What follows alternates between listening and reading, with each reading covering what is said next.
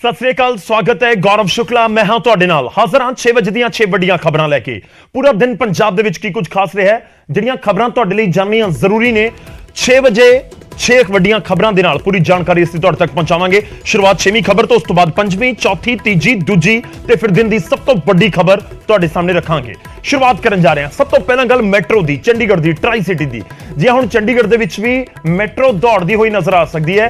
ये दिन की 6ਵੀਂ ਵੱਡੀ खबर है। इस तो शुरुआत कर रहे हैं। ट्राई सिटी दे विच मैट्रो प्रोजेक्ट नूं लैके मीटिंग हुई है। बहुत लंबे समय तो इस दे उत्ते मंथन लगातार चलता रहा है ते हुण लग रहा है कि जल्दी कोई वड्डा फैसला लिया जा सकता है। पंजाब के कैबिनेट मंत्री अनमोल गगन मान भी बैठक दे विच शामिल सन। मैट्रो दे पहले प्रोजेक्ट दे उत्ते चर्चा हुई है। ट्राई सिटी का मतलब है चंडीगढ़, पंचकुला ते मोहाली। और यह भी कहा जा रहा है कि जिहड़ा प्रोजेक्ट है उसकी वजह दे नाल जिहड़े चंडीगढ़ के सराउंडिंग शहर ने वो मैट्रो के जरिए जुड़ जाएंगे। तो मैट्रो प्रोजेक्ट को लैके मीटिंग हुई है। चंडीगढ़, पंजाब ते हरियाणा जिहड़े अधिकारी ने इस शामिल सी। चंडीगढ़ के प्रशासक बनवारी लाल पुरोहित, हरियाणा के सीएम मनोहर लाल ते पंजाब के कैबिनेट मंत्री अनमोल गगन मान के विचाले हाई लेवल बैठक हुई है। मैट्रो के पहले प्रोजेक्ट के उत्ते चर्चा हुई है। RITES rail India technical and economic service ने मैट्रो चलाने का प्रस्ताव रखा। 10,000 करोड़ तो वध यह पूरा प्रोजेक्ट है। पंचकुला, मोहाली ते चंडीगढ़ नूं मैट्रो जोड़ेगी। काबिले गौर भी है कि सैक्टर 43 ISBT तो मनी माजरा, सैक्टर 87 मोहाली, रायपुर कला, खुड्डा लाहौरा तो धनास तक का मैट्रो रूट है जो प्रोजेक्ट इस समय कहा जा रहा है। प्रोजेक्ट नूं मंजूरी लैण दे लई केंद्र दे कोल प्रस्ताव भेजा गया है।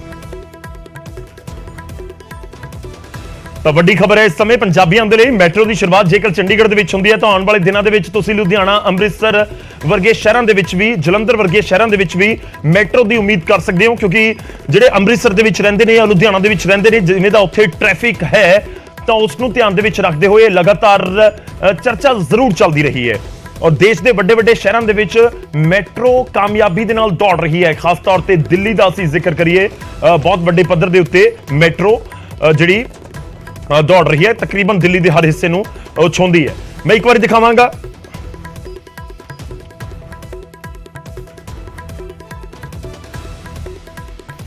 ग्राफिक्स के जरिए जिहड़े रूट का जिक्र हो रहा है, पहले फेज दे विच 2 रूट का जिक्र हो रहा। फाउंटेन चौक जिहड़ा चंडीगढ़ का, उस तो बाद गुरुद्वारा सिंह शहीदां सोहाना जंक्शन ते उस तो बाद Mohali railway station, Eicher university ते जेल रोड चौक।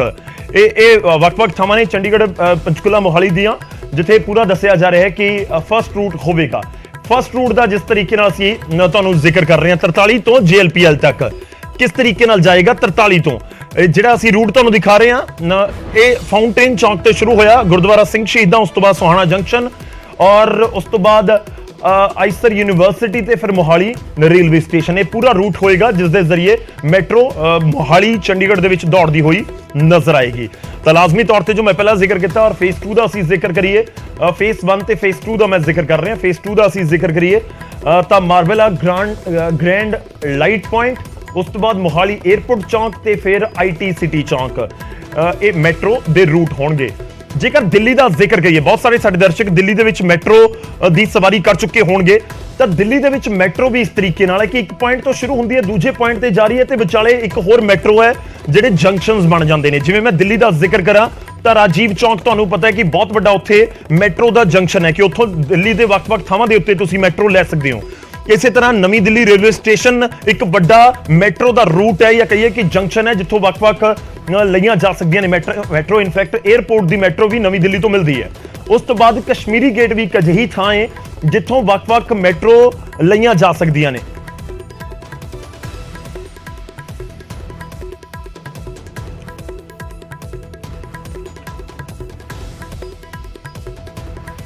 तो मैट्रो प्रोजेक्ट कॉरीडोर के अलग अलग जिहड़े फेस ने जिन्हां दे उत्ते खूब चर्चा हो रही है, उन्हां दा असीं जिक्र करते हुए नजर आ रहे हैं। चंडीगढ़, पंचकुला, मोहाली इन्हां बॉर्डर्स दे उत्ते इन्हां शहरों दे विच ट्राई सिटी दे विच मैट्रो जल्द दौड़दी हुई तुहानूं नजर आ सकती है। ये बड़ी खबर है लाजमी तौर पर। उस तो बाद कॉरीडोर 1 मैट्रो प्रोजेक्ट का कॉरीडोर 1 की कुछ कहता है, वह भी तुहानूं दस रहे हैं कि कित्थों कित्थों चलेगी। सैक्टर 43 ISBT तो 46, 47, 47, 48 पूरब मार्ग, फिर सैक्टर 29, 30 रेलवे स्टेशन, ਇਹ ਪੂਰਾ ਅੱਗੇ ਵਧਦੀ ਹੋਈ ਮੈਟਰੋ ਇਸੇ ਤਰ੍ਹਾਂ ਪੂਰਾ ਰੂਟ ਤੈਅ ਕਰੇਗੀ। ਮੌਲੀ ਜਾਗਰਾ ਰੋਡ, ਨਾਡਾ ਸਾਹਿਬ ਰੋਡ,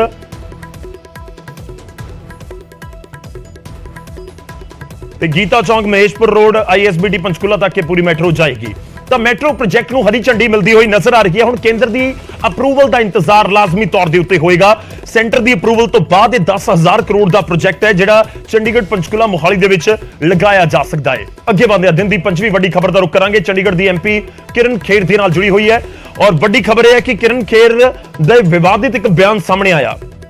ਚੰਡੀਗੜ੍ਹ ਦੇ ਵਿੱਚ ਉਹ ਪਹੁੰਚੇ ਹੋਏ ਸੀ ਇੱਕ ਥਾਂ ਦੇ ਉੱਤੇ। ਚੰਡੀਗੜ੍ਹ ਦੀ ਸਾਂਸਦ ਕਿਰਨ ਖੇਰ ਦੇ ਵਿਗੜੇ ਬੋਲ ਨਜ਼ਰ ਆ ਰਹੇ ਨੇ। ਉਹਨਾਂ ਨੇ ਕਿਹਾ ਕਿ ਵੋਟਾਂ ਦੇ ਲਈ 76 ਪਰੇਡ ਤੱਕ ਦੀ ਗੱਲ ਉਹਨਾਂ ਦੇ ਵੱਲੋਂ ਕਹਿ ਦਿੱਤੀ ਗਈ। MP ਨੇ ਮੌਜੂਦਾ ਸਮੇਂ ਦੇ ਵਿੱਚ ਚੰਡੀਗੜ੍ਹ ਤੋਂ ਤੇ ਵੋਟਾਂ ਦੇ ਲਈ 76 ਪਰੇਡ ਦੀ ਗੱਲ ਕਿਉਂ ਕਹੀ ਉਹ ਵੀ ਤੁਹਾਨੂੰ ਦੱਸਾਂਗੇ। ਉਹਨਾਂ ਨੇ ਕਿਹਾ ਕਿ ਜੇ ਇੱਕ ਵੀ ਬੰਦਾ ਮੈਨੂੰ ਵੋਟ ਨਾ ਪਾਵੇ ਤਾਂ ਲਾਨਤ ਦੀ ਗੱਲ ਹੈ, ਜਾ ਕੇ 76 ਫੇਰਨੇ ਚਾਹੀਦੇ ਨੇ।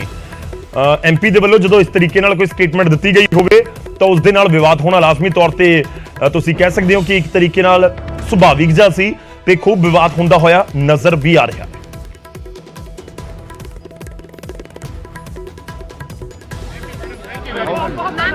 पूरी सड़क बनाई, उधर पानी भर जाता था।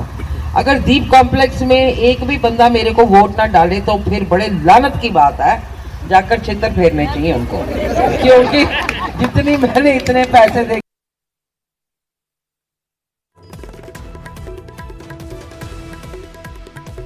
ने जो कल एक किशनगढ़ के अंदर बयान दिया है और जिसमें उन्होंने कहा है कि दीप कॉम्प्लेक्स के लोग जिनके लिए उन्होंने इतना काम किया अगर अब भी उनको वोट नहीं देंगे तो उनको छितर मारेंगे, बहुत ही असंसदीय और अशोभनीय भाषा का प्रयोग उन्होंने किया है। मैं समझता हूं किसी भी इलेक्टेड रिप्रेजेंटेटिव को इस तरह की भाषा का प्रयोग नहीं करना चाहिए और ये कोई टीवी के मंच पर नहीं कहीं बैठे किसी टीवी शो के, और मैं समझता हूं कि जनता के बीच में बैठे इलेक्टेड के बीच में वहां पे लोग उनसे कुछ सवाल करना चाहते थे, कुछ बातचीत करना चाहते थे।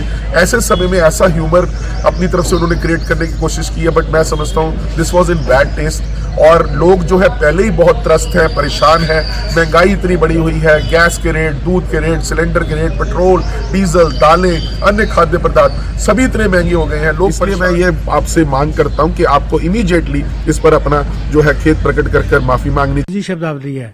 किरण खेर जी पहले बार विवाद बयान ਇਹੋ ਜਿਹਾ ਨਹੀਂ ਦਿੱਤਾ ਜਦੋਂ +1 ਦੇ ਬੱਚਿਆਂ ਦੀ ਐਡਮਿਸ਼ਨ ਨਹੀਂ ਹੋਈ ਸੀ। ਉਸ ਟਾਈਮ ਵੀ ਕਿਰਨ ਖੇਰ ਜੀ ਨੇ ਕਿਹਾ ਕਿ ਚੰਡੀਗੜ੍ਹ ਦੇ ਬੱਚਿਆਂ ਨੂੰ ਅਕਲ ਨਹੀਂ ਹੈ। ਉਸ ਤੋਂ ਬਾਅਦ ਜਦੋਂ ਤੁਹਾਨੂੰ ਪਤਾ ਪਿਛਲੇ ਸਾਲ ਮੇਅਰ ਦਾ ਇਲੈਕਸ਼ਨ ਹੋਇਆ, ਸਾਡੇ ਕਾਉਂਸਲਰਸ ਨੂੰ ਡੰਗਰ ਕਿਹਾ ਗਿਆ ਕਿ ਆਮ ਆਦਮੀ ਪਾਰਟੀ ਦੇ ਕਾਉਂਸਲਰ ਚੁਣ ਕੇ ਆਏ ਆ ਕਿ ਡੰਗਰ ਆ ਗਏ ਆ।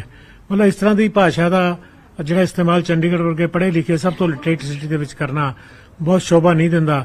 ਅਸੀਂ ਤਾਂ ਇਹ ਕਹਿੰਦੇ ਆ ਮੋਦੀ ਜੀ ਨੂੰ ਅਪੀਲ ਕਰਦੇ ਆ ਕਿ ਸਾਨੂੰ ਕਿਰਨ ਖੇਰ ਦੇ ਛਿੱਤਰਾਂ ਤੋਂ ਬਚਾਓ। ਸਾਡੇ ਵੀ ਲੋਕ ਅੱਜ ਸਾਰੇ ਆਮ ਆਦਮੀ ਪਾਰਟੀ ਦੇ ਐਜੀਟੇਟ ਹੈ, ਪ੍ਰੋਟੈਸਟ ਕਰ ਰਹੇ ਆ। MP ਦੇ ਬਿਆਨ ਦੇ ਉੱਤੇ ਖੂਬ ਵਿਵਾਦ ਹੁੰਦਾ ਹੋਇਆ ਨਜ਼ਰ ਆ ਰਿਹਾ ਹੈ। ਅੱਗੇ ਵਧਦੇ ਦਿਨ ਦੀ ਅਗਲੀ ਵੱਡੀ ਖਬਰ ਦਾ ਅਸੀਂ ਰੁਖ ਕਰਾਂਗੇ ਔਰ ਅਗਲੀ ਵੱਡੀ ਖਬਰ ਮੁੱਖ ਮੰਤਰੀ ਦੇ ਬਿਆਨ ਦੇ ਨਾਲ ਜੁੜੀ ਹੋਈ ਹੈ। ਅਗਲੀ ਵੱਡੀ ਖਬਰ ਸਕਰੀਨ ਦੇ ਉੱਤੇ ਆਏਗੀ ਕੁਝ ਹੀ ਪਲਾਂ ਦੇ ਵਿੱਚ।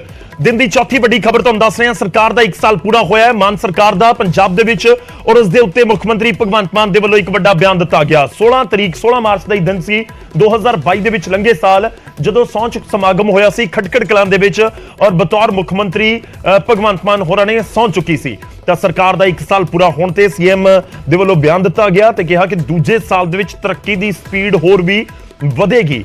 ਦੂਜੇ ਸਾਲ ਦੇ ਵਿੱਚ ਵਿਕਾਸ ਦਾ ਦੂਜਾ ਗੇਅਰ ਲੱਗੇਗਾ। ਰੰਗਲਾ ਪੰਜਾਬ ਬਣਾਉਣ ਦੀ ਦਿਸ਼ਾ ਦੇ ਵਿੱਚ ਲੀਹਾਂ ਦੇ ਉੱਤੇ ਆਏ ਆ। ਸਾਡਾ ਮਕਸਦ ਨੈਕਸਟ ਗਵਰਨਮੈਂਟ ਨਹੀਂ ਬਲਕਿ ਨੈਕਸਟ ਜਨਰੇਸ਼ਨ ਹੈ। CM ਨੇ ਸਟੇਟਮੈਂਟ ਦਿੱਤੀ ਤੇ ਉਹਨਾਂ ਨੇ ਕਿਹਾ ਕਿ 1 ਸਾਲ ਦੇ ਵਿੱਚ ਦਾਅਵਾ ਹੀ ਹੋ ਰਿਹਾ ਕਿ 26,797 ਨੌਕਰੀਆਂ ਦਿੱਤੀਆਂ ਗਈਆਂ ਨੇ। 87% ਘਰਾਂ ਦੇ ਬਿਜਲੀ ਦੇ ਬਿੱਲ ਜ਼ੀਰੋ ਕਰ ਦਿੱਤੇ ਗਏ। ਕੱਚੇ ਮੁਲਾਜ਼ਮਾਂ ਨੂੰ ਜਲਦ ਪੱਕਾ ਕੀਤਾ ਜਾਵੇਗਾ। 1 ਸਾਲ ਦੇ ਵਿੱਚ 503 ਮੁਹੱਲਾ ਕਲੀਨਿਕ ਸ਼ੁਰੂ ਕਰ ਦਿੱਤੇ ਗਏ। ਕਰੀਬ 15 ਲੱਖ ਲੋਕਾਂ ਦਾ ਮੁਹੱਲਾ ਕਲੀਨਿਕਸ ਦੇ ਵਿੱਚ ਇਲਾਜ ਹੋਇਆ ਹੈ। ਬੇਅਦਬੀ ਮਾਮਲੇ ਦੇ ਵਿੱਚ 7000 ਪੇਜ ਦੀ ਚਾਰਜਸ਼ੀਟ ਪੇਸ਼ ਕੀਤੀ ਗਈ ਹੈ। SIT ਦੇ ਕੰਮ ਦੇ ਵਿੱਚ ਸਰਕਾਰ ਦਾ ਕੋਈ ਦਖਲ ਨਹੀਂ ਹੈ। ਦੂਜੀ ਗੱਲ ਜਿਹੜਾ ਬਹੁਤ ਵੱਡਾ ਪੁਆਇੰਟ ਸੀ ਡਰੱਗਸ ਵਾਲਾ, ਨਸ਼ੇ ਦੇ ਖਿਲਾਫ ਵੀ ਵੱਡੀ ਮੁਹਿੰਮ ਸ਼ੁਰੂ ਕਰਨ ਜਾ ਰਹੇ ਹਾਂ। ਮੁੱਖ ਮੰਤਰੀ ਨੇ ਆਪਣੀ ਸਟੇਟਮੈਂਟ ਦੇ ਵਿੱਚ ਕਿਹਾ ਸਰਕਾਰ ਨੇ ਭ੍ਰਿਸ਼ਟਾਚਾਰ ਦੇ ਉੱਤੇ ਨਕੇਲ ਕਸੀ ਹੈ ਤੇ ਆਮ ਆਦਮੀ ਪਾਰਟੀ ਸਰਕਾਰ ਦਾ 1 ਸਾਲ ਪੂਰਾ ਹੋਣ ਦੇ ਉੱਤੇ ਇਹ ਜਿਹੜਾ ਬਿਆਨ ਹੈ CM ਦੇ ਵੱਲੋਂ ਦਿੱਤਾ ਗਿਆ। ਦੂਜੇ ਪਾਸੇ ਵਿਰੋਧੀ ਸਵਾਲ ਚੁੱਕ ਰਹੇ ਨੇ। BJP ਨੇ ਸਵਾਲ ਚੁੱਕੇ ਨੇ ਕਿ 1000 ਰੁਪਏ ਪ੍ਰਤੀ ਮਹੀਨੇ ਦੇ ਨਾਮ ਦੇ ਉੱਤੇ ਮਹਿਲਾਵਾਂ ਦੇ ਨਾਲ ਧੋਖਾ ਕੀਤਾ ਗਿਆ। ਅੱਜ ਪੰਜਾਬ ਦੇ ਵਿੱਚ ਵੱਖਵਾਦੀ ਤਾਕਤਾਂ ਸਿਰ ਚੁੱਕ ਰਹੀਆਂ ਨੇ, ਇਹ BJP ਦਾ ਇਲਜ਼ਾਮ ਹੈ। ਉਧਰ ਕਾਨੂੰਨ ਵਿਵਸਥਾ ਸੰਭਾਲਣ ਦੇ ਵਿੱਚ ਸਰਕਾਰ ਨਾਕਾਮ ਰਹੀ ਹੈ, ਇਹ ਵੀ BJP ਕਹਿ ਰਹੀ ਹੈ। ਬਿਜਲੀ ਮਹਿਕਮੇ ਨੂੰ ਕੰਗਾਲ ਕਰ ਦਿੱਤਾ ਗਿਆ ਹੈ। ਬੀਜੇਪੀ ਦਾ ਇਹ ਵੀ ਇਲਜ਼ਾਮ। ਬਹੁਤ ਵੱਡੀ ਬਿਮਾਰੀ ਅਸੀਂ ਆਉਣ ਸਾਰ ਭ੍ਰਿਸ਼ਟਾਚਾਰ ਤੇ ਨਕੇਲ ਕਸੀ। ਬਹੁਤ ਸਾਰੇ ਵੱਡੇ ਵੱਡੇ ਮੰਤਰੀ ਜੇਲ੍ਹ 'ਚ ਨੇ, ਬਹੁਤ ਸਾਰੇ ਰਸੂਖਦਾਰ ਅਫਸਰ ਜਾਂ ਰਸੂਖਦਾਰ ਬੰਦੇ ਜੇਲ੍ਹ 'ਚ ਨੇ। ਇੱਥੋਂ ਤੱਕ ਕਿ ਸਾਡੇ ਵੀ ਜਿਨ੍ਹਾਂ ਨੇ ਸਾਡੀ ਪਾਰਟੀ ਦੇ ਜਿਨ੍ਹਾਂ ਨੇ ਕੋਈ ਕੋਸ਼ਿਸ਼ ਕੀਤੀ ਰਿਸ਼ਵਤਖੋਰੀ ਦੀ, ਅਸੀਂ ਉਹਨਾਂ ਤੇ ਵੀ ਐਕਸ਼ਨ ਲਿਆ। ਆਜ਼ਾਦੀ ਤੋਂ ਬਾਅਦ ਇਹ ਪਹਿਲੀ ਵਾਰ ਹੈ ਕਿ ਕਿਸੇ ਸਰਕਾਰ ਨੇ ਆਪਣੇ ਕਿਸੇ ਮੰਤਰੀ ਦੇ ਜਾਂ ਐਮਐਲਏ ਤੇ ਐਕਸ਼ਨ ਲਿਆ ਹੋਵੇ। ਸੋ ਜ਼ੀਰੋ ਟੋਲਰੈਂਸ ਹੈ ਸਾਡੀ। ਅਰਵਿੰਦ ਕੇਜਰੀਵਾਲ ਜੀ ਦੀ ਇਹ ਜਿਹੜੀ ਸੋਚ ਹੈ, ਕਿਉਂਕਿ ਇਹ ਪਾਰਟੀ ਜਿਹੜੀ ਐਂਟੀ ਕਰਪਸ਼ਨ ਮੂਵਮੈਂਟ ਚੋਂ ਨਿਕਲੀ ਹੋਈ ਹੈ, ਅੰਦੋਲਨ ਚੋਂ ਨਿਕਲੀ ਹੋਈ ਹੈ। ਸੋ ਅਸੀਂ NRI ਪੂਰੀ ਦੁਨੀਆ 'ਚ ਬੈਠੇ ਪੰਜਾਬੀਆਂ ਨੂੰ ਵੀ ਬੇਨਤੀ ਕਰਦੇ ਹਾਂ ਕਿ ਹੁਣ ਸਰਕਾਰ ਤੁਹਾਡੇ ਵਿਸ਼ਵਾਸ ਦੀ ਆ ਗਈ, ਹੁਣ ਸਰਕਾਰ ਪੰਜਾਬੀਆਂ ਦੀ ਆ ਗਈ। ਇਸ ਤੋਂ ਪਹਿਲਾਂ ਸਰਕਾਰ ਕਿਸੇ ਬੰਦੇ ਦੀ ਹੁੰਦੀ ਸੀ। ਆ ਕੈਪਟਨ ਦੀ ਸਰਕਾਰ, ਆ ਬਾਦਲ ਦੀ ਸਰਕਾਰ। ਇਸ ਵਕਤ ਜਿਹੜੀ ਸਰਕਾਰ ਹੈ ਉਹ ਪੰਜਾਬੀਆਂ ਦੀ ਸਰਕਾਰ ਹੈ, ਆਪਣੀ ਸਰਕਾਰ ਹੈ। ਸੋ ਤੁਸੀਂ ਸਾਰੇ ਆਓ, ਸਾਡਾ ਸਾਥ ਦਿਓ। ਬੰਦੂਕਾਂ, ਗੋਲੀਆਂ, ਪਿਸਤੌਲਾਂ ਦੇ ਸਾਇੰਸ ਰੰਗਲਾ ਪੰਜਾਬ ਬਣੇਗਾ। 24 ਘੰਟੇ ਬਿਜਲੀ ਨਾ ਦੇਣ ਨੂੰ ਰੰਗਲਾ ਪੰਜਾਬ ਕਹਿੰਦੇ ਹੋ। 9000 ਕਰੋੜ ਦਾ ਕਰਜ਼ਾ ਬਿਜਲੀ ਬੋਰਡ ਦੇ ਚੜ ਗਿਆ, ਤੁਸੀਂ ਸਬਸਿਡੀ ਨਹੀਂ ਉਹਨੂੰ ਦਿੱਤੀ। 40,000 ਕਰੋੜ ਰੁਪਇਆ ਪੰਜਾਬ ਦੇ ਨਾਗਰਿਕਾਂ ਤੇ ਤੁਸੀਂ ਕਰਜ਼ਾ ਚੜਾਤਾ। 35,000 ਕਰੋੜ ਹੋਰ ਕਰਜ਼ਾ ਲੈਣ, ਇਹਨੂੰ ਰੰਗਲਾ ਪੰਜਾਬ ਕਹੋਗੇ? ਉਹ ਪੰਜਾਬ ਜਿਹਦੇ 'ਚ ਇੰਡਸਟਰੀ ਤੇ ਕੋਈ ਆਈ ਨਹੀਂ, ਆਈ ਜਿਹੜੀ ਭਜਾਤੀ ਜਿਹੜੀ ਪਹਿਲੇ ਆਈਆਂ ਸੀ। ਉਪਹਰਨ ਔਰ ਰੰਗਦਾਰੀ ਦੀ ਇੰਡਸਟਰੀ ਲੈਂਦੇ, ਇਹਨੂੰ ਰੰਗਲਾ ਪੰਜਾਬ ਕਹੋਗੇ? ਮੁੱਖ ਮੰਤਰੀ ਸਾਹਿਬ, ਮੁੱਖ ਮੰਤਰੀ ਸਾਹਿਬ ਆਪਣੀ ਮੰਜੇ ਥੱਲੇ ਸੋਟਾ ਮਾਰੀਏ। ਇਹ ਵੀ ਦੱਸੋ ਤੁਸੀਂ ਕਿੰਨੇ ਦਿਨ ਪੰਜਾਬ ਤੋਂ ਬਾਹਰ ਰਹੇ ਹੋ? ਪੋਲੀਟੀਕਲ ਟੂਰਿਜ਼ਮ ਕਰ ਰਹੇ ਹੋ, ਪੰਜਾਬ ਨੂੰ ਸਟੇਕ ਤੇ ਛੱਡ ਕੇ ਬਾਹਰ ਭੱਜ ਰਹੇ ਹੋ। ਤਾਂ ਸੂਬੇ ਦੇ ਵਿੱਚ ਭਗਵੰਤ ਮਾਨ ਸਰਕਾਰ ਬਣੇ ਨੂੰ 1 ਸਾਲ ਕੰਪਲੀਟ ਹੋ ਚੁੱਕਿਆ ਹੈ। ਸਰਕਾਰ ਆਪਣੇ ਦਾਅਵਿਆਂ ਦਾ ਜ਼ਿਕਰ ਕਰ ਰਹੀ ਹੈ ਔਰ ਆਪਣੇ ਵਾਅਦਿਆਂ ਨੂੰ ਪੂਰਾ ਕਰਨ ਦਾ ਵੀ ਦਾਅਵਾ ਕਰ ਰਹੀ ਹੈ। ਇਸ ਵਿਚਾਲੇ ਬੀਜੇਪੀ ਸਵਾਲ ਚੁੱਕ ਰਹੀ ਹੈ।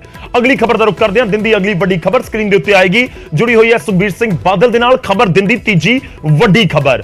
ਸੁਖਬੀਰ ਸਿੰਘ ਬਾਦਲ ਸਾਬਕਾ ਉਪ ਮੁੱਖ ਮੰਤਰੀ ਨੇ, ਪੰਜਾਬ ਦੇ ਗ੍ਰਹਿ ਮੰਤਰੀ ਨੇ, ਤੇ ਉਹਨਾਂ ਦੇ ਉੱਤੇ ਗ੍ਰਿਫਤਾਰੀ ਦੀ ਤਲਵਾਰ ਲਟਕਦੀ ਹੋਈ ਨਜ਼ਰ ਆ ਰਹੀ ਹੈ। ਸੁਖਬੀਰ ਬਾਦਲ ਦੀ ਅਗਾਊਂ ਜ਼ਮਾਨਤ ਦੀ ਅਰਜ਼ੀ ਰੱਦ ਕਰ ਦਿੱਤੀ ਗਈ ਹੈ। ਪ੍ਰਕਾਸ਼ ਸਿੰਘ ਬਾਦਲ ਨੂੰ ਉਹਨਾਂ ਨੇ ਵੀ ਲਗਾਈ ਸੀ ਅਗਾਊਂ ਜ਼ਮਾਨਤ ਦੀ ਅਰਜ਼ੀ, ਤਾਂ ਪ੍ਰਕਾਸ਼ ਸਿੰਘ ਬਾਦਲ ਨੂੰ ਅਗਾਊਂ ਜ਼ਮਾਨਤ ਜ਼ਰੂਰ ਮਿਲ ਗਈ, ਪਰ ਫਰੀਦਕੋਟ ਦੀ ਅਦਾਲਤ ਨੇ ਆਪਣੇ ਫੈਸਲੇ ਦੇ ਵਿੱਚ ਸੁਖਬੀਰ ਸਿੰਘ ਬਾਦਲ ਨੂੰ ਅਗਾਊਂ ਜ਼ਮਾਨਤ ਦੇਣ ਤੋਂ ਇਨਕਾਰ ਕਰ ਦਿੱਤਾ। ਦਰਅਸਲ ਕੋਟਕਪੁਰਾ ਗੋਲੀकांड ਵਾਲੀ ਚਾਰਜਸ਼ੀਟ ਦੇ ਵਿੱਚ ਦੋਵਾਂ ਦਾ ਨਾਮ ਹੈ। ਸਾਬਕਾ ਮੁੱਖ ਮੰਤਰੀ ਜਾਂ ਕਹੀਏ ਕਿ ਤਤਕਾਲੀ ਮੁੱਖ ਮੰਤਰੀ ਪ੍ਰਕਾਸ਼ ਸਿੰਘ ਬਾਦਲ 2015 ਦੇ ਵਿੱਚ ਸੂਬੇ ਦੀ ਕਮਾਨ ਪ੍ਰਕਾਸ਼ ਸਿੰਘ ਬਾਦਲ ਹੋਰਾਂ ਦੇ ਕੋਲ ਸੀ, ਔਰ 2015 ਦੇ ਵਿੱਚ ਜਦੋਂ ਗੋਲੀकांड ਦੀ ਘਟਨਾ ਵਾਪਰਦੀ ਹੈ ਅਕਤੂਬਰ ਦੇ ਮਹੀਨੇ ਦੇ ਵਿੱਚ ਕੋਟਕਪੁਰਾ ਦੇ ਵਿੱਚ, ਤਾਂ ਉਸ ਸਮੇਂ ਗ੍ਰਹਿ ਮੰਤਰਾਲੇ ਦੀ ਕਮਾਨ ਸੁਖਬੀਰ ਸਿੰਘ ਬਾਦਲ ਹੋਰਾਂ ਦੇ ਕੋਲ ਸੀ।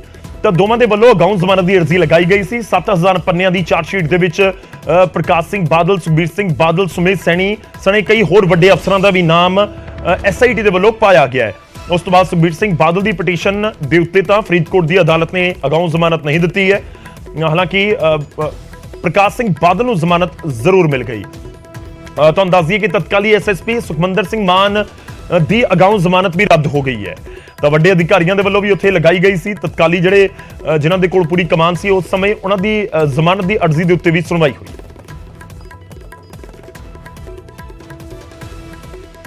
ਚੀਫ ਮਿਨਿਸਟਰ ਤੇ Sardar Sukhbir Singh ji Badal deputy chief minister ਸਾਹਿਬ ਦੀ ਤੇ ਸਰਦਾਰ ਪ੍ਰਕਾਸ਼ ਸਿੰਘ ਜੀ ਬਾਦਲ ਦੀ ਜ਼ਮਾਨਤ ਅਰਜ਼ੀ ਫਰੀਦਕੋਟ ਕੋਰਟ ਨੇ ਮਨਜ਼ੂਰ ਕੀਤੀ ਹੈ, ਉਹਨਾਂ ਨੂੰ ਬੇਲ ਦਿੱਤੀ ਹੈ ਤੇ ਸਰਦਾਰ ਸੁਖਬੀਰ ਸਿੰਘ ਬਾਦਲ ਸਾਹਿਬ ਦੀ ਡਿਸਮਿਸ ਕੀਤੀ ਹੈ। ਸੋ ਜਦੋਂ ਡਿਟੇਲ ਆਰਡਰ ਆ ਜਾਊਗਾ ਉਹਦੇ ਚ ਰੀਜ਼ਨਸ ਆ ਜਾਣਗੇ ਕਿ ਕਿਸ ਰੀਜ਼ਨਸ ਤੇ ਡਿਸਮਿਸ ਕੀਤੀ ਹੈ। ਪਰ ਇੱਕ ਗੱਲ ਬੜੀ ਸਪਸ਼ਟ ਹੈ ਕਿ ਇਹ ਜਿਹੜਾ ਪਰਚਾ ਹੈ, ਇਹ ਜਿਹੜਾ ਚਲਾਨ ਹੈ, ਇਹ ਪੋਲੀਟੀਕਲੀ ਮੋਟੀਵੇਟਡ ਹੈ। ਇਹ ਇਕੱਲਾ ਸ਼੍ਰੋਮਣੀ ਅਕਾਲੀ ਦਲ ਨਹੀਂ ਕਹਿੰਦਾ। ਇਹ ਪਹਿਲਾਂ ਤੁਹਾਨੂੰ ਯਾਦ ਹੋਵੇ ਕਿ ਕੁੰਵਰ ਵਿਜੇ ਪ੍ਰਤਾਪ ਵੀ ਦੀ ਇਨਵੈਸਟੀਗੇਸ਼ਨ ਕਰ ਰਹੇ ਸੀ, ਉਸ ਸਮੇਂ ਹਾਈ ਕੋਰਟ ਨੇ ਵੀ ਇਹ ਗੱਲਾਂ ਕਹੀਆਂ ਸੀ। ਟੈਕਨੀਕਲੀ ਨਹੀਂ ਮੈਂ ਕੁਝ ਕਹਿ ਸਕਦਾ ਹੈਗਾ, ਪਰ ਜੋ ਮੈਨੂੰ ਐਜ਼ ਏ ਲੇਮੈਨ ਸਮਝ ਆਉਂਦੀ ਉਹ ਸ਼ਾਇਦ ਰੀਜ਼ਨ ਇਹ ਹੋਵੇ ਕਿ ਵੱਡੇ ਬਾਦਲ ਸਾਹਿਬ ਦੀ ਉਮਰ ਦੇ ਲਿਹਾਜ਼ ਨੂੰ ਦੇਖਦੇ ਹੋਏ ਸ਼ਾਇਦ ਕੋਰਟ ਨੇ ਫੈਸਲਾ ਲਿਆ ਹੋਵੇ। ਬਾਕੀ ਜੇ ਸੁਖਬੀਰ ਬਾਦਲ ਹੋਣਾ ਦੀ ਜਾਂ ਬਾਕੀਆਂ ਦੀ ਜ਼ਮਾਨਤ ਰੱਦ ਕੀਤੀ ਹੈ ਤੇ ਇਹਦਾ ਮਤਲਬ ਤਾਂ ਇਹੀ ਹੋਇਆ ਕਿ ਕੋਰਟ ਇਹ ਕੰਸੀਡਰ ਕਰਦੀ ਹੈ ਕਿ ਉਹ ਗਿਲਟੀ ਸੀਗੇ। ਨਿਆਲੇ ਦੀ ਪ੍ਰਕਿਰਿਆ ਔਰ ਜਦੋਂ ਕੋਈ ਵੀ ਮਾਮਲਾ ਨਿਆਲੇ 'ਚ ਕਰਦਾ ਚੱਲ ਰਿਹਾ ਹੋਏ, ਸਾਨੂੰ ਦੇਸ਼ ਦੇ ਨਿਆਂਪਾਲਿਕਾ ਦੇ ਅੰਦਰ ਭਰੋਸਾ ਹੋਣਾ ਚਾਹੀਦਾ। ਔਰ ਮੈਨੂੰ ਲੱਗਦਾ ਕਿ ਇਹਦੇ ਤੇ ਟਿੱਪਣੀ ਕਰਨਾ ਸਾਡਾ ਬਣਦਾ ਹੀ ਨਹੀਂ ਹੈ। ਨਾਲੇ ਦਾ ਜੋ ਵੀ ਫੈਸਲਾ ਆਏਗਾ ਸਭ ਨੂੰ ਮਨਜ਼ੂਰ ਕਰਨਾ ਚਾਹੀਦਾ।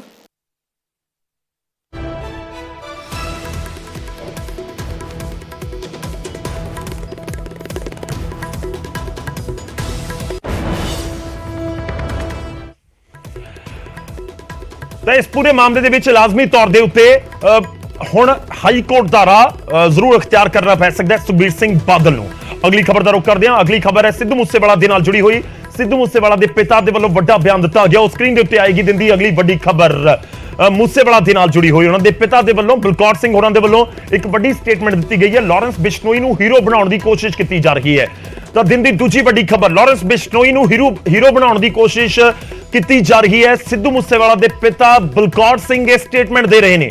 ਉਹਨਾਂ ਨੇ ਇਹ ਵੀ ਕਿਹਾ ਕਿ ਮੇਰੇ ਬੇਟੇ ਦੇ ਅਕਸ ਨੂੰ ਢਾਹ ਲਗਾਉਣ ਦੀ ਕੋਸ਼ਿਸ਼ ਵੀ ਹੋ ਰਹੀ ਹੈ। ਹਾਈ ਕੋਰਟ ਜਾਣ ਬਾਰੇ ਵਿਚਾਰ ਕੀਤਾ ਜਾ ਰਿਹਾ ਹੈ। ਇਹ ਮੂਸੇਵਾਲਾ ਦੇ ਪਿਤਾ ਦੇ ਵੱਲੋਂ ਜ਼ਿਕਰ ਕੀਤਾ ਗਿਆ ਹੈ। ਉਹਨਾਂ ਨੇ ਕਿਹਾ ਕਿ ਮੇਰੇ ਬੇਟੇ ਦੇ ਅਕਸ ਨੂੰ ਖਰਾਬ ਕਰਨ ਦੀ ਸਾਜ਼ਿਸ਼ ਹੋ ਰਹੀ ਹੈ।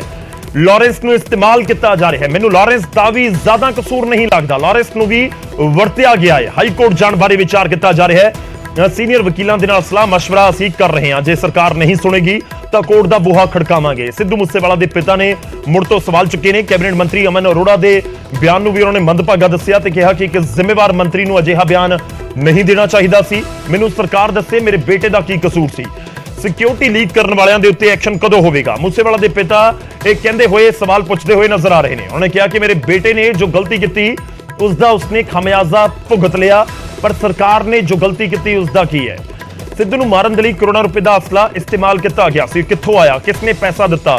ਇਹ ਸਾਰੇ ਸਵਾਲ ਸਿੱਧੂ ਮੂਸੇਵਾਲਾ ਦੇ ਪਿਤਾ ਚੁੱਕ ਰਹੇ ਨੇ। ਲਾਰੈਂਸ ਬਿਸ਼ਨੋਈ ਇਸ ਸਮੇਂ ਖੂਬ ਚਰਚਾ ਦੇ ਵਿੱਚ ਹੈ। ਇੱਕ ਇੰਟਰਵਿਊ ਨੂੰ ਲੈ ਕੇ ਤਾਂ ਬਲਕੌਰ ਸਿੰਘ ਸਿੱਧੂ ਮੂਸੇਵਾਲਾ ਦੇ ਪਿਤਾ ਕਹਿ ਰਹੇ ਨੇ ਕਿ ਮੇਰੇ ਬੇਟੇ ਨੂੰ ਡੀਫੇਮ ਕਰਨ ਦੀ, ਉਹਨਾਂ ਦੇ ਅਕਸ ਨੂੰ ਢਾਹ ਲਗਾਉਣ ਦੀ ਕੋਸ਼ਿਸ਼ ਕੀਤੀ ਜਾ ਰਹੀ ਹੈ ਔਰ ਹਾਈ ਕੋਰਟ ਦਾ ਰਾਹ ਅਖਤਿਆਰ ਕਰਨ ਦੇ ਉੱਤੇ ਅਸੀਂ ਵਿਚਾਰ ਕਰ ਰਹੇ ਹਾਂ।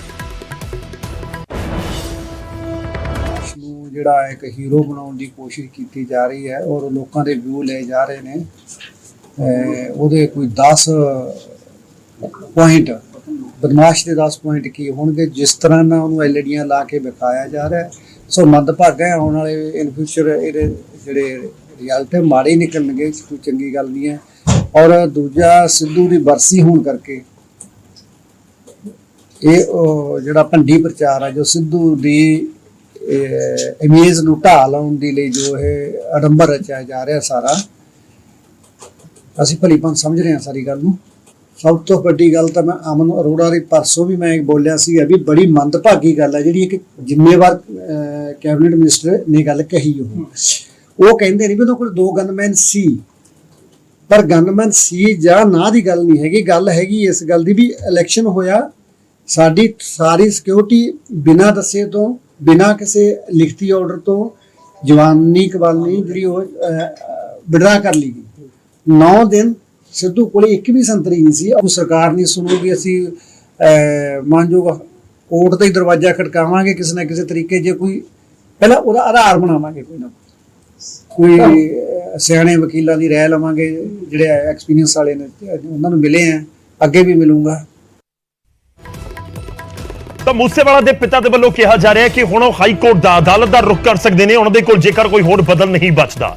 ਅੱਗੇ ਵਧਦੇ ਹਾਂ। ਲਾਰੈਂਸ ਬਿਸ਼ਨੋਈ ਦਾ ਜ਼ਿਕਰ ਹੋ ਰਿਹਾ ਤਾਂ ਲਾਰੈਂਸ ਬਿਸ਼ਨੋਈ ਦੀ ਇੰਟਰਵਿਊ ਦੇ ਉੱਤੇ ਸੂਬੇ ਦੇ ਡੀਜੀਪੀ ਗੌਰਵ ਯਾਦਵ ਦੇ ਵੱਲੋਂ ਇੱਕ ਸਟੇਟਮੈਂਟ ਦਿੱਤੀ ਗਈ ਹੈ। ਦਿਨ ਦੀ ਸਭ ਤੋਂ ਵੱਡੀ ਖਬਰ ਹੈ। ਲਾਰੈਂਸ ਬਿਸ਼ਨੋਈ ਇਸ ਸਮੇਂ ਖੂਬ ਚਰਚਾ ਦੇ ਵਿੱਚ ਹੈ। ਸਵਾਲ ਉੱਠ ਰਹੇ ਨੇ ਕਿ ਜੇ ਬਿਸ਼ਨੋਈ ਜੇਲ੍ਹ ਦੇ ਅੰਦਰ ਹੈ ਤਾਂ ਫਿਰ ਉਸ ਦੀ ਇੰਟਰਵਿਊ ਬਾਹਰ ਕਿਵੇਂ ਆ ਗਈ? ਤਾਂ ਇਸ ਨੂੰ ਲੈ ਕੇ ਕਹਿ ਰਹੇ ਨੇ ਸੂਬੇ ਦੇ ਡੀਜੀਪੀ ਕਿ ਬਠਿੰਡਾ ਜੇਲ੍ਹ ਦੇ ਵਿੱਚ 24 ਘੰਟੇ ਸਖਤ ਨਿਗਰਾਨੀ ਹੈ ਔਰ ਬਠਿੰਡਾ ਜਾਂ ਪੰਜਾਬ ਦੀ ਕਿਸੇ ਜੇਲ੍ਹ ਦੇ ਵਿੱਚ ਇਹ ਇੰਟਰਵਿਊ ਨਹੀਂ ਹੋਇਆ। ਪੰਜਾਬ ਦੇ ਵਿੱਚ ਇਹ ਨਹੀਂ ਹੋਇਆ ਇੰਟਰਵਿਊ। ਇਹ ਲਾਰੈਂਸ ਬਿਸ਼ਨੋਈ ਦੇ ਇੰਟਰਵਿਊ ਵਾਲੇ ਸਵਾਲ ਦੇ ਉੱਤੇ ਜ਼ਿਕਰ ਕਰ ਰਹੇ ਨੇ। ਇਹ ਵੀ ਕੀਤਾ ਗਿਆ ਡੀਜੀਪੀ ਦੇ ਵੱਲੋਂ ਬਿਆਨ ਦੇ ਵਿੱਚ ਕਿਹਾ ਗਿਆ ਕਿ ਕੁਝ ਸਮਾਂ ਪੁਰਾਣਾ ਇਹ ਲਾਰੈਂਸ ਦਾ ਇੰਟਰਵਿਊ। ਬਠਿੰਡਾ ਜੇਲ੍ਹ ਦੇ ਵਿੱਚ 24 ਘੰਟੇ ਸਖਤ ਨਿਗਰਾਨੀ ਹੁੰਦੀ ਹੈ। ਬਠਿੰਡਾ ਜੇਲ੍ਹ ਦੇ ਵਿੱਚ ਕਦੇ ਮੋਬਾਈਲ ਨਹੀਂ ਮਿਲਿਆ। ਲਾਰੈਂਸ ਬਿਸ਼ਨੋਈ ਨੂੰ ਹਾਈ ਸਿਕਿਉਰਿਟੀ ਦੇ ਵਿੱਚ ਰੱਖਿਆ ਗਿਆ ਸੀ। ਲਾਰੈਂਸ ਦੇ ਹੁਲੀਏ ਤੋਂ ਲੱਗਦਾ ਹੈ ਕਿ ਇੰਟਰਵਿਊ ਪੁਰਾਣਾ ਹੈ। ਬਠਿੰਡਾ ਜੇਲ੍ਹ ਦੇ ਵਿੱਚ ਲਾਰੈਂਸ ਨੇ ਕਦੇ ਪੀਲੇ ਰੰਗ ਦੀ ਟੀ-ਸ਼ਰਟ ਨਹੀਂ ਪਾਈ। ਇੰਟਰਵਿਊ ਦੀ ਕੁਆਲਿਟੀ ਸਟੂਡੀਓ ਦੀ ਕੁਆਲਿਟੀ ਲੱਗਦੀ ਹੈ। ਜੇਲ੍ਹ ਦੇ ਅੰਦਰੋਂ ਅਜਿਹੀ ਕੁਆਲਿਟੀ ਦੀ ਇੰਟਰਵਿਊ ਨਹੀਂ ਹੋ ਸਕਦੀ। ਪੰਜਾਬ ਨੂੰ ਬਦਨਾਮ ਕਰਨ ਦੀ ਸਾਜ਼ਿਸ਼ ਕੀਤੀ ਜਾ ਰਹੀ ਹੈ। ਸੂਬੇ ਦੇ ਡੀਜੀਪੀ ਇਹ ਬਿਆਨ ਦੇ ਰਹੇ ਨੇ।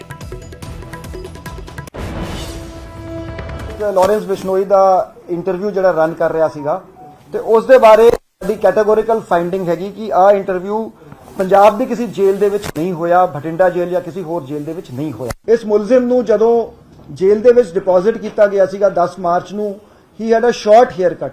ਇਹ ਦੂਜੇ ਸ਼ਾਰਟਸ ਵੀ ਹੈਗੇ ਜਦੋਂ ਇਸ ਨੂੰ ਪ੍ਰੋਡਿਊਸ ਕੀਤਾ ਗਿਆ ਕੋਰਟ ਦੇ ਵਿੱਚ, ਤੇ ਉਦੋਂ ਜਿਹੜਾ ਇਹਦਾ ਪਹਿਰਾਵਾ ਹੈਗਾ ਜਾਂ ਜਿਹੜਾ ਇਹਦਾ ਹੇਅਰ ਕੱਟ ਹੈਗਾ ਤੋ ਇਸ ਤੋਂ ਇੰਜ ਜਾਪਦਾ ਹੈ ਕਿ ਇਹ ਰੀਸੈਂਟ हेयर कट नहीं हैगा, कुछ पुराना हैगा। ਜਿਹੜਾ ਇੰਟਰਵਿਊ ਦੀ ਜਿਹੜੀ ਸਾਊਂਡ ਕੁਆਲਿਟੀ, ਜਿਹੜੀ ਆਡੀਓ ਕੁਆਲਿਟੀ ਬਹੁਤ ਹੀ ਜ਼ਿਆਦਾ ਹਾਈ ਕੁਆਲਿਟੀ ਦੀ ਹੈਗੀ ਤੇ ਸਟੂਡੀਓ ਕੁਆਲਿਟੀ ਆਡੀਓ ਤੇ ਵੀਡੀਓ ਹੈ। ਜਿਹੜੀ ਕਮਿਊਨੀਕੇਸ਼ਨ ਡੈਡ ਜ਼ੋਨ ਸੈਂਟਰਲ ਜੇਲ੍ਹ ਬਠਿੰਡੇ ਦੇ ਵਿੱਚ ਜਿਹੜੀ ਉਹ ਪੋਸੀਬਲ, ਉਹ ਸੰਭਵ ਨਹੀਂ ਹੈ। ਇੰਟਰਵਿਊ ਦੇ ਵਿੱਚ ਨਾ ਜਿਹੜਾ ਰੀਸੈਂਟ ਕ੍ਰਿਮੀਨਲ ਜਿਹੜਾ ਜੱਗੂ ਭਗਵਾਨਪੁਰੀਆ ਨਾਲ ਬਿਸ਼ਨੋਈ ਦਾ ਫ੍ਰਿਕਸ਼ਨ या ਜਿਹੜਾ इंसिडेंट गोविंदवाल साहब जेल ਦੇ ਵਿੱਚ ਹੋਇਆ ਸੀ ਉਹਨਾਂ ਦਾ ਜ਼ਿਕਰ नहीं हैगा। नहीं जी, मैंने तो बड़ा क्लियर कह रहा हूं, देखिए मैं बहुत लिमिटेड सा कह रहा हूं बट विद स्पष्टता से कह रहा हूं कि ये पंजाब की जेल में नहीं है और एक सोची समझी साजिश है। पंजाब को, पंजाब पुलिस को बदनाम किया जा रहा है, डिस्क्रेडिट किया जा रहा है, हमारे यहाँ हारमोनी को डिस्टर्ब करने की कोशिश करी जा रही है। ਹੁਣ ਸਵਾਲ ਤਾਂ ਜ਼ਰੂਰ ਹੈ ਕਿ ਆਖਿਰ ਇੰਟਰਵਿਊ ਹੋਇਆ ਕਿੱਥੇ, ਪਰ ਦੂਜੇ ਪਾਸੇ ਸਿਸਟਮ ਦੇ ਉੱਤੇ ਇੱਕ ਵੱਡਾ ਕੁਐਸਚਨ ਮਾਰਕ ਤਾਂ ਜ਼ਰੂਰ ਹੈ। ਜੇ ਪੰਜਾਬ ਨਹੀਂ ਤਾਂ ਦੇਸ਼ ਦੀ ਕਿਸੇ ਹੋਰ ਜੇਲ੍ਹ ਦੇ ਵਿੱਚ, ਚਾਹੇ ਜੋਧਪੁਰ ਰਿਹਾ ਹੋਵੇ ਜਾਂ ਦਿੱਲੀ ਦੀ ਤਿਹਾੜ ਜੇਲ੍ਹ ਦੇ ਵਿੱਚ ਲਾਰੈਂਸ ਬਿਸ਼ਨੋਈ ਰਿਹਾ ਹੋਵੇ, ਤਾਂ ਹੋਈ ਤਾਂ ਦੇਸ਼ ਦੇ ਅੰਦਰ ਹੈ। ਜੇਲ੍ਹ ਦੇ ਅੰਦਰ ਲਾਰੈਂਸ ਬਿਸ਼ਨੋਈ ਹੈ, ਉੱਥੋਂ ਹੀ ਇੰਟਰਵਿਊ ਦਿੰਦਾ ਹੈ। ਵੱਡੇ ਸਵਾਲ ਜ਼ਰੂਰ ਖੜੇ ਹੋ ਰਹੇ ਨੇ। ਖੈਰ, ਇਹ ਵੀ ਘੋਖ ਦਾ ਜ਼ਰੂਰ ਵਿਸ਼ਾ ਹੈ ਕਿ ਆਖਿਰ ਕਦੋਂ ਤੇ ਕਿੱਥੇ ਇੰਟਰਵਿਊ ਦਿੱਤਾ ਗਿਆ।